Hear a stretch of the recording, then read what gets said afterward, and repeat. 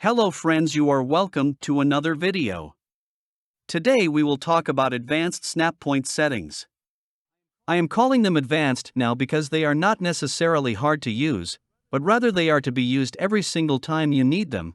Alright? So let's start it. We have already created some objects from the Draw toolbar to explain the snap settings in detail. This is the snap object icon. Right-click on it and open the Object Snap settings. You can see some tabs here. First of all, we will discuss Object Snap. We can click on Clear All to uncheck all modes, so we can check what each point actually does. So let's start. Make sure that the Object Snap is checked, and uncheck the Object Snap Tracking. We will discuss it later. Now click OK.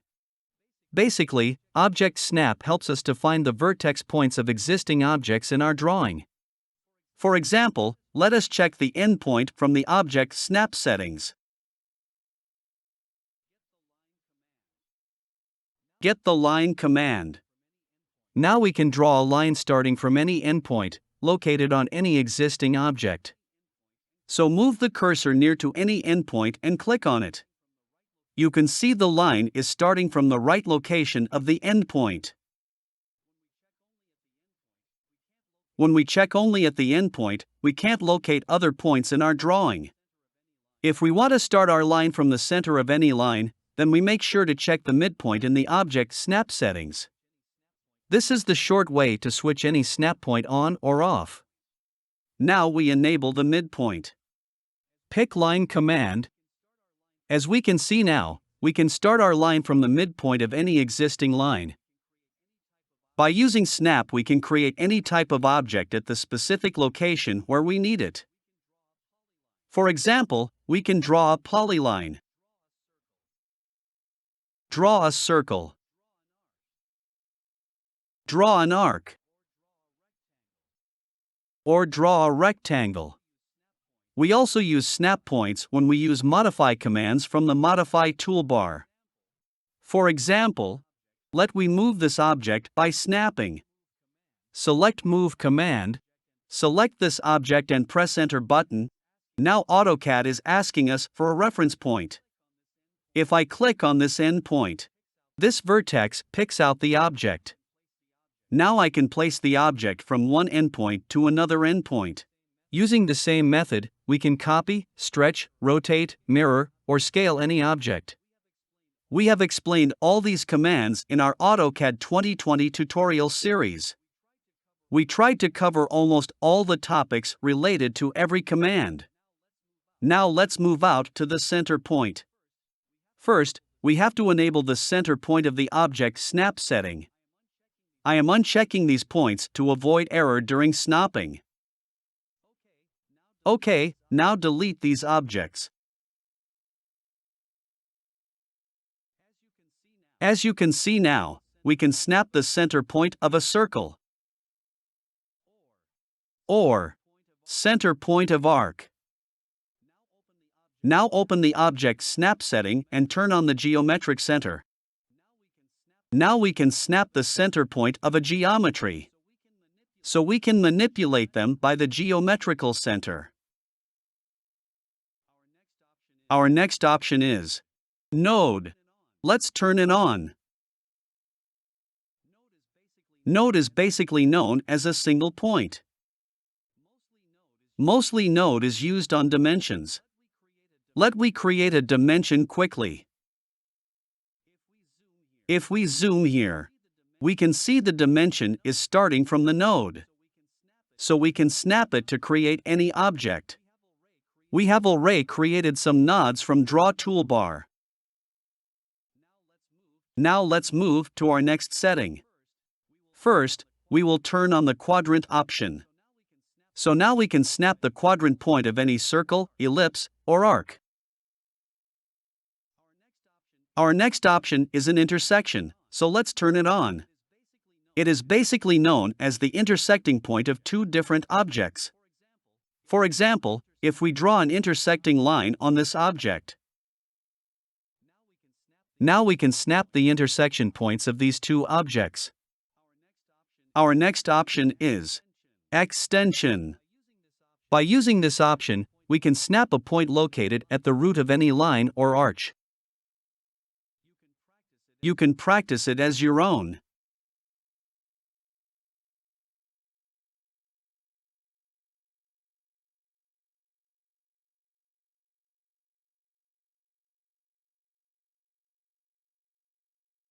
If I want to start a new line from this intersecting point, then I will turn on the intersection snap and trace this point by extension snap.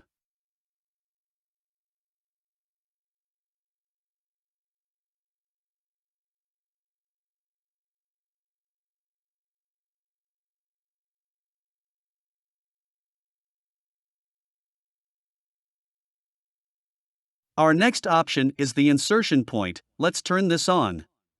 We need a CAD block to understand this option, so we have also created it earlier. Insertion point is a point of a CAD block. By using this point, we can manipulate the block. The insertion point of a block works like a pivot point. By using the location of this point, we can move, rotate, and scale the block. For example, if the insertion point of this block is located on a circle, then, if I rotate this block from the center of the circle, then the insertion point follows the circle path. Our next option is perpendicular.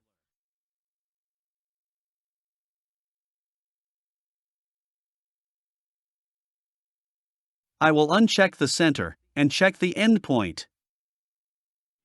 If I start a line from this point, then it shows a perpendicular point here. Also here. And also here. We can see the angle created by these lines is the same. Let's check it. Okay, it is 90 degrees. That means these lines are perpendicular. Let's move to our next point. Our next point is tangent. Like the same method of perpendicular, if I want to start my line from this point, I can find the tangent point at any arc or circle. Let's move on next point. It is nearest. By using this snap, we can snap every object, even all points of all objects. If you are precise to your drawing, keep off this option to avoid mistakes. Let's move to the second last option. It is apparent intersection. This point works like the intersection snap. Our last point is parallel. Let's check it now. If I start the line from this point, I can draw this line parallel to this line, also parallel to this line. Parallel snap gives us a path parallel to other lines.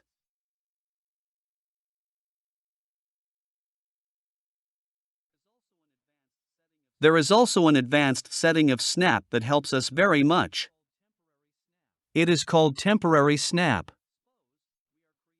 Suppose we are creating a shape, and suddenly we realize that we want to use the nod snap, but it is not appearing now. Then we should use the temporary snap.